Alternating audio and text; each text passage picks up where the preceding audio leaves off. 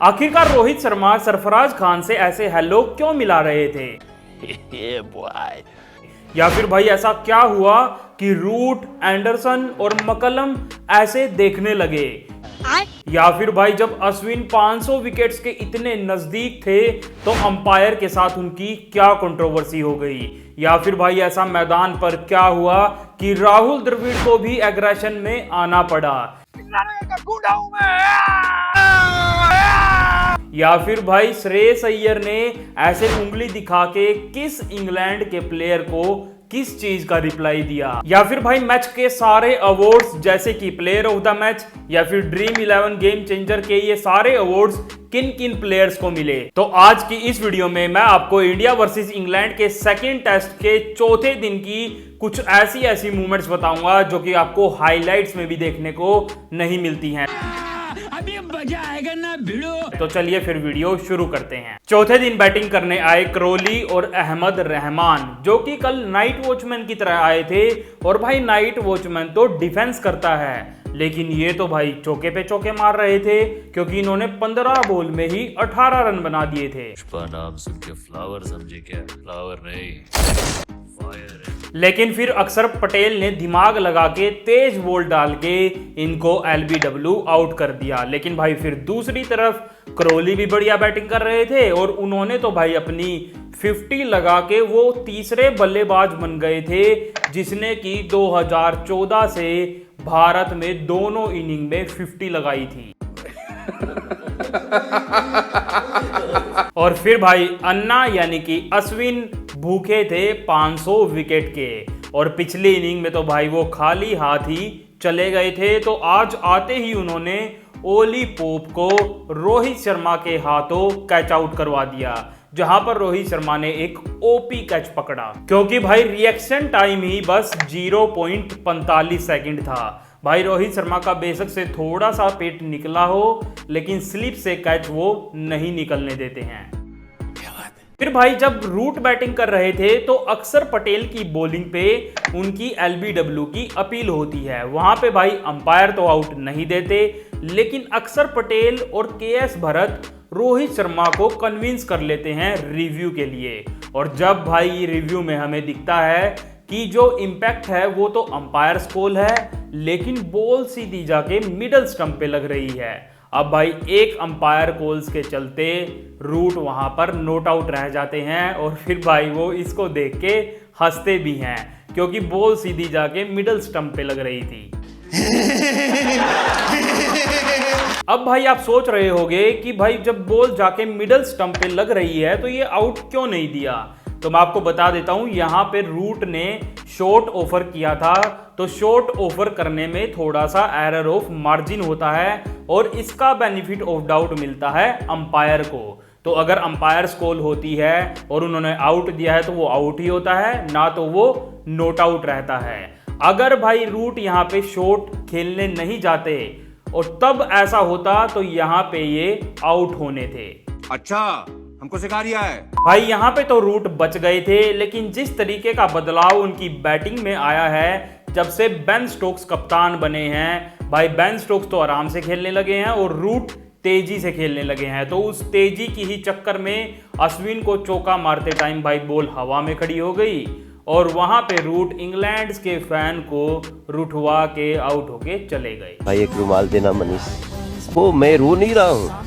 फिर जब भाई बेयरस्टो और क्रोली की बढ़िया पार्टनरशिप चल रही थी तो उस टाइम पर कुलदीप यादव की बॉलिंग पे क्रोली के पैड पे बॉल लगती है और फिर से वही अपील होती है और भाई अंपायर नोट आउट देते हैं क्योंकि बॉल थोड़ी सी लेग साइड की तरफ जा रही थी। लेकिन जब कल भाई कुलदीप यादव ने रोहित शर्मा को दूसरे बॉलर की अपील पे DRS के लिए कन्विंस करने की इतनी कोशिश करी थी तो ये तो उनके खुद की बॉलिंग थी। तो फिर से भाई उन्होंने रोहित शर्मा को कन्विंस कर ही लिया रिव्यू के लिए। और फिर भाई जब रिव्यू में दिखा जो बॉल लेग साइड की तरफ जा रही थी वो भाई सीधी जाके स्टंप्स पे लगती है। और जो रूट, एंडरसन और मकलम ड्रेसिंग रूम में बैठे थे वो भी भाई ये देख के करते हैं कि भाई ये बॉल कैसे जाके लग गई। और फिर तो भाई जो एग्रेशन दिखता है रोहित और कुलदीप का, ये रिव्यू ठीक होने पे विराट कोहली की बराबरी कर रहे थे भाई। फिर भाई दूसरी तरफ जो बेयरस्टो बचे थे वो इतनी देर से बुमराह के सामने पैड बचा रहे थे, लेकिन फिर एक बॉल क्रैक पे पड़ती है और सीधी जाके लगती है उनके पैड पे। अपील होते ही भाई इस बार तो अंपायर आउट दे देते हैं, और आउट देते ही भाई अश्विन बेयरस्टो के साइड से जाते हैं ये करते हुए, तो भाई बेयरस्टो भी उसको वापस कुछ बोलते हैं। बस हवा निकल गई। आज तो भाई सारे के सारे विराट कोहली बनने की ट्राई में थे, और अब की बार जब अंपायर ने बेयरस्टो को आउट दे दिया तो भाई उन्होंने रिव्यू ले लिया, और रिव्यू में दिखा कि अंपायर कॉल हुई है, और अब की बार उनको आउट दे दिया गया। और आउट देते ही फिर से भाई रोहित शर्मा वही एग्रेशन में तो दिखे, लेकिन साथ में राहुल द्रविड़ भी इसको देख के एग्रेशन में आ गए।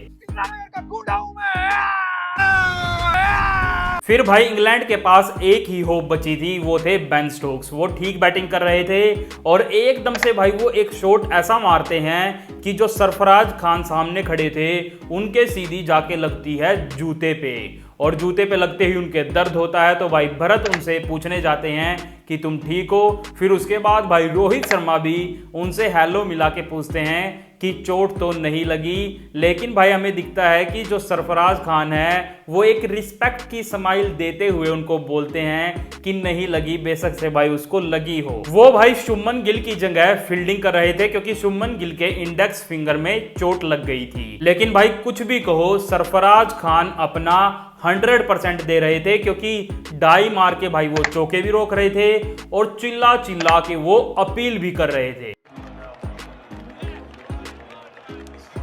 भाई अश्विन अपना एक विकेट तो ले चुके थे, अब उनका अगला टारगेट था बेन स्टोक्स, क्योंकि वो उनको सबसे ज्यादा बार आउट कर चुके थे।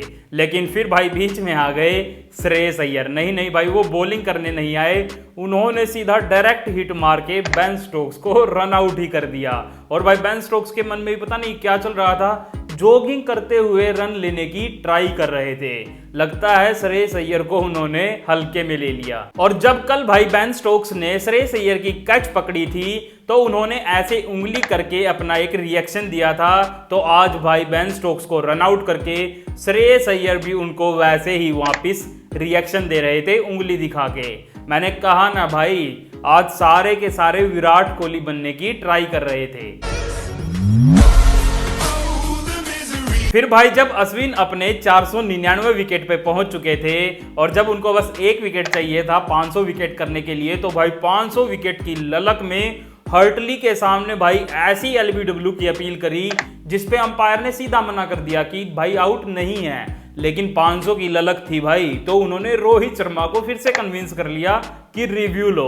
और जब भाई रिव्यू लिया तो रिव्यू में दिखा पैड पे तो बॉल टच भी नहीं हुई, सीधी बॉल जाके लगी थी बैट पे।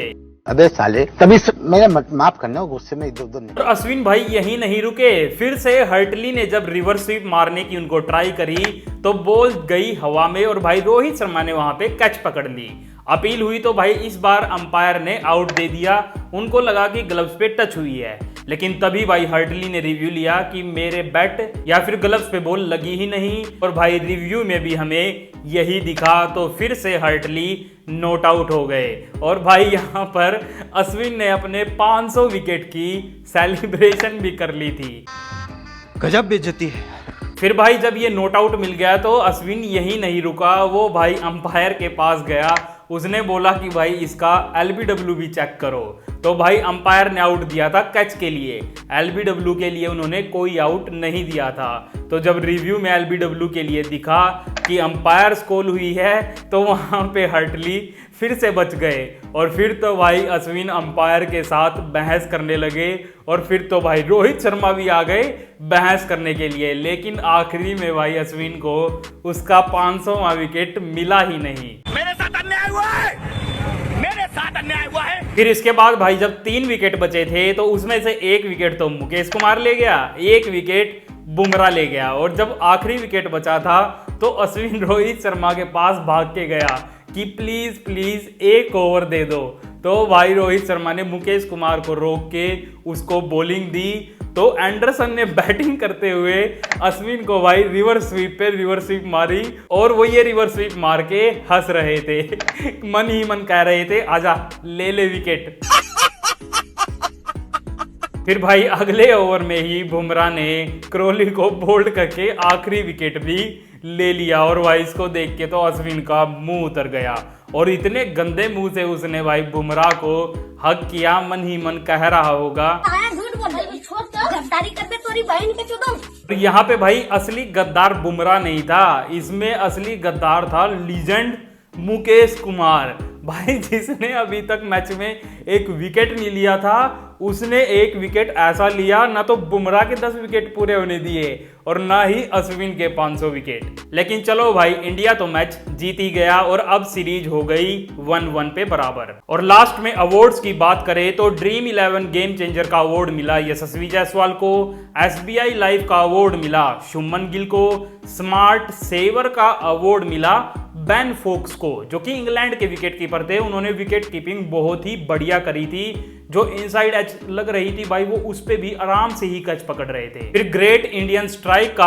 अवार्ड मिला यशस्वी जायसवाल को और इसके बाद लास्ट अवार्ड जो कि मेन अवार्ड होता है प्लेयर ऑफ द मैच, वो ना तो भाई शुभमन गिल को मिला ना मिला यशस्वी जायसवाल को, वो मिला भाई बुमराह को, क्योंकि उन्होंने 9 विकेट लिए थे और पिछली इनिंग में तो भाई 6 विकेट लेके अकेले ही इंग्लैंड को एक तरफा हराया था। आपको इन सारी मूवमेंट्स में से कौन सी मूवमेंट अच्छी लगी वो कमेंट करके जरूर बताएं। तो चलिए वीडियो को यहीं खत्म करते हैं। अगर आपको वीडियो अच्छी लगी है तो ऐसी मैच से रिलेटेड और भी वीडियो पाने के लिए मेरे चैनल को सब्सक्राइब कर ले। धन्यवाद।